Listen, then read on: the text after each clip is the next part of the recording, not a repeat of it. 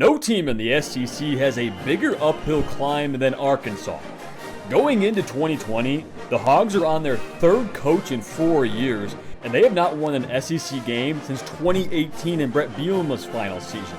The Chad Morris era was a nightmare, fired halfway through the second season, and now the Hogs look at a depleted roster. But one bright spot could be Felipe Franks, the quarterback transfer from Florida. The offense returns 8 starters, the defense 6. The schedule has never been kind to Arkansas. Sam Pittman enters his first season going into the gauntlet. The Hogs should be underdogs in all 4 games in September, and then it gets worse in October. Patience is the word in Fayetteville, but that's been the story every season, it seems like, for a decade now.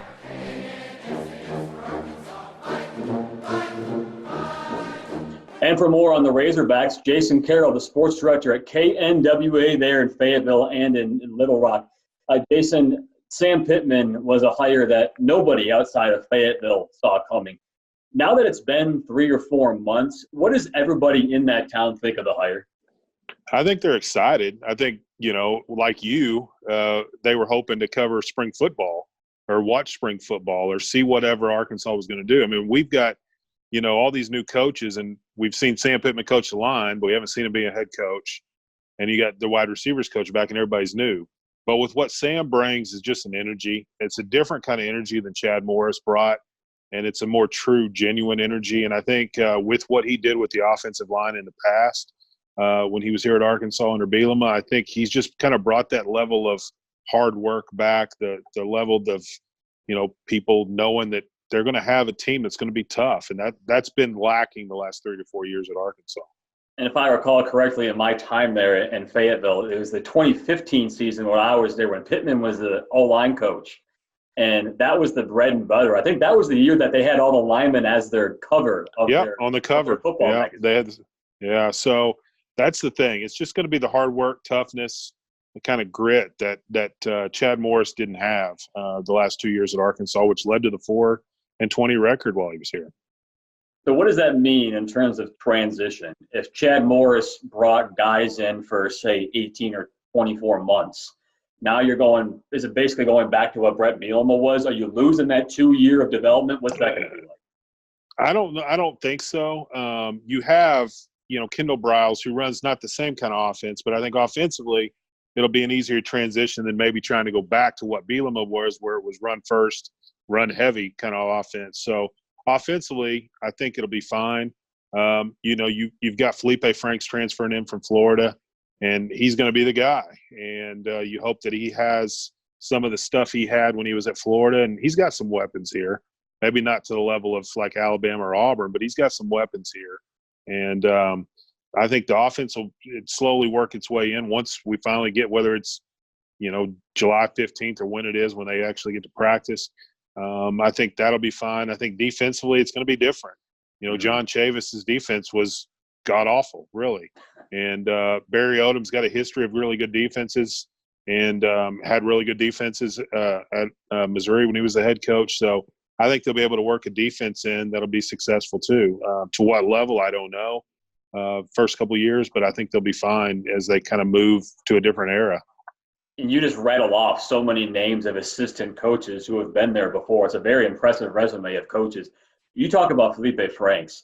Is just having him alone going to be an initial spark for this team? Because you probably got to go back to Austin Allen, the last time Arkansas had a quarterback who actually had played meaningful snaps, right? Well, yeah, and you have Ty Story, who came back in and beat Arkansas last year at Western Kentucky. He was on the radio last week talking about how the quarterbacks never felt comfortable here. You never had a true starter in the 2 years that Chad Morris was here. They started 7 or 8 guys at quarterback. And I think Felipe is going to bring some of that stability. He's already been working with guys. I mean, they're up here in Fayetteville throwing 3 days a week. So he's developing the chemistry with those guys. And I just think leadership-wise, he's going to be what they need at quarterback. And then you look at the guys behind him. You got KJ Jefferson, who played last year. And then you got a guy, Malik Hornsby, who's a talented 4-star that they got. So all 3 of those guys are going to battle, but it'll be Felipe unless something happens injury-wise to him. In the last 5 or 7 years, Arkansas has been the one team in the SEC West whose schedule is just daunting just because Ole Miss was up there a lot with Hugh Freeze. Mississippi State's been relatively solid in the last decade or so. Arkansas' schedule is brutal, man. We showed it a few minutes earlier. Is there a winnable game in September with such a new staff and they don't even get to practice in the spring? Well, I think the key game is that first game against Nevada when they come to Fayetteville, because you want to have some momentum. I don't think you're going to have much of a chance when you go to South Bend, but you want to have some momentum when you go there. So you hopefully come out and they're a good team coming in, and so you hope you can somehow pull that one out and get this thing started off right. And then you just go play and see what happens at Notre Dame, and then move.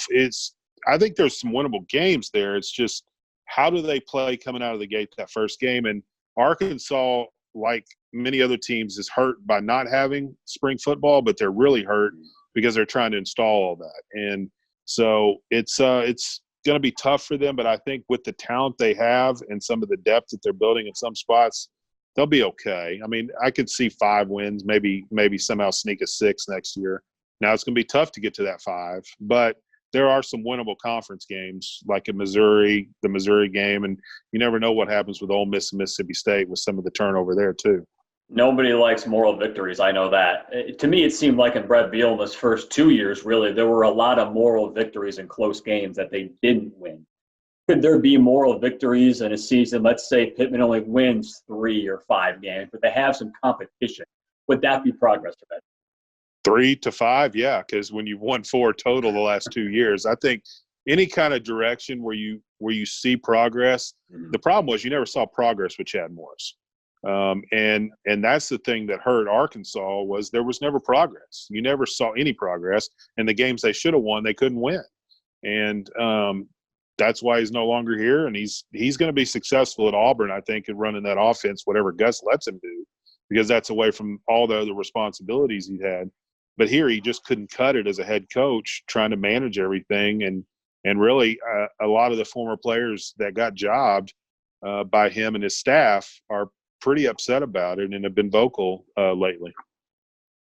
Key phrase there, if Gus lets him. We'll see if that remains to be seen. Arkansas is going to play Auburn, obviously being in their same division.